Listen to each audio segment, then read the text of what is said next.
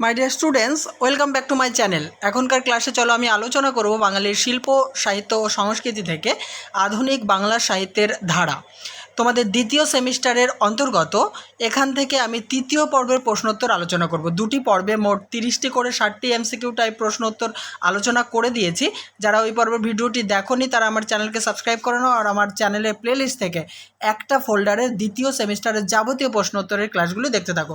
তৃতীয় পর্ব শুরু হয়েছে 61 নম্বর প্রশ্নের মধ্যে দিয়ে। দেখো, প্রথম প্রশ্ন, পরিচয় কী ধরনের পত্রিকা? এটি ত্রৈমাসিক পত্রিকা। 62, শনিবারের চিঠি পত্রিকাটির সম্পাদক কে?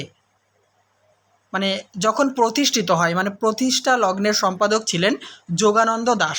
শনিবারের চিঠি পত্রিকাটির যোগানন্দ দাসের পরে কে সম্পাদনা করেন? সজনীকান্ত দাস। নেক্সট, শনিবারের চিঠি পত্রিকাটি প্রথম কবে প্রকাশিত হয়? 1924 খ্রিস্টাব্দে। শনিবারের চিঠি কী ধরনের পত্রিকা ছিল? সাপ্তাহিক পত্রিকা। 66, শনিবারের চিঠি পত্রিকাটির মূল স্বত্বাধিকারী কে ছিলেন বা মূল মালিক কে ছিলেন? অশোক চট্টোপাধ্যায়।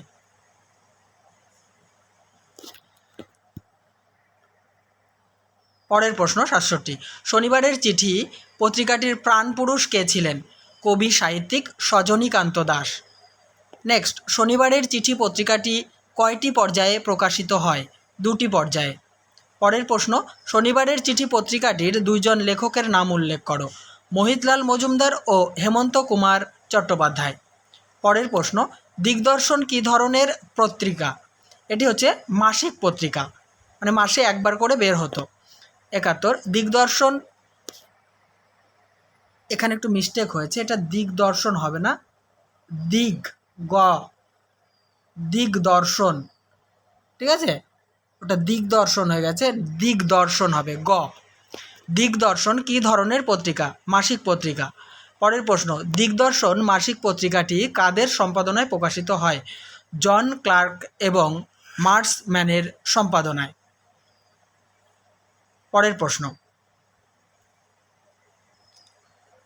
দিগদর্শন পত্রিকাটির প্রকাশকাল কত? 1818 খ্রিস্টাব্দের এপ্রিল মাসে। 73 নম্বর প্রশ্ন, দিগদর্শন পত্রিকাটি কোথা থেকে প্রকাশিত হয়? শ্রীরামপুর মিশন থেকে। পরের প্রশ্ন, কোন পত্রিকা প্রকাশের মধ্যে দিয়ে সাময়িক পত্রের পথ চলা শুরু হয়?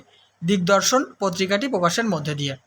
নেক্সট, জাতির ভালো মন্দ, আশা আকাঙ্ক্ষা, স্বপ্ন কল্পনা, হতাশা প্রাপ্তি, আনন্দ বেদনা সমস্ত কিছু কোথায় স্থান পেত? সাময়িক পত্রে। 76, সমাচার দর্পণ কী ধরনের পত্রিকা? এটি সাপ্তাহিক পত্রিকা, মানে প্রতি সপ্তাহে একবার করে বের হতো।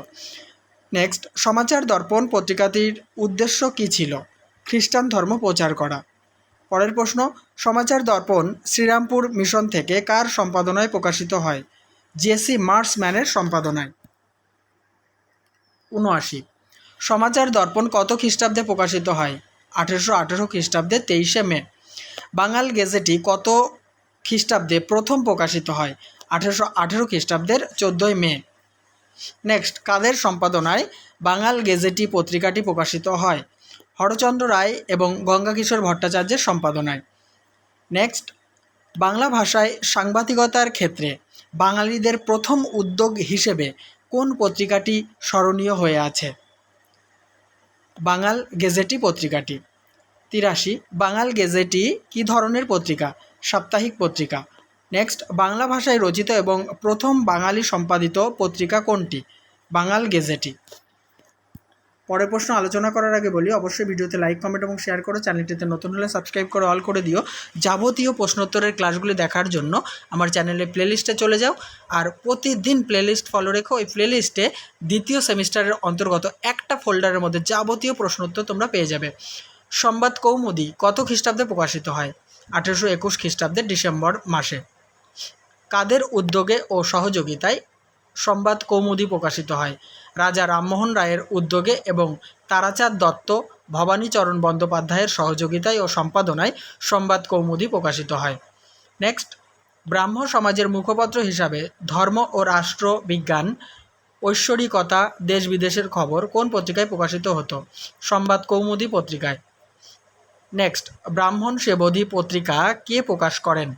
1821 খ্রিস্টাব্দে রাজা রামমোহন রায়। নেক্সট, ব্রাহ্মণ সেবধি পত্রিকায় কোন বিষয় প্রকাশ পেত? ধর্ম ও দর্শন বিষয়ক বহু রচনা প্রকাশ পেত। এই পর্বের শেষ প্রশ্ন উত্তর, সমাচার চন্দ্রিকা পত্রিকা কে প্রকাশ করেন? ভবানীচরণ বন্দ্যোপাধ্যায়। তাহলে বন্ধুরা, এই আলোচনার সঙ্গে সঙ্গে তৃতীয় পর্বের আলোচনা সমাপ্ত করছি। পরের পর্বে আরও 30টি MCQ টাইপ প্রশ্ন উত্তর নিয়ে হাজির হব। ততক্ষণ দেখতে থাকো, সঙ্গে থাকো আমার ইউটিউব চ্যানেলটি।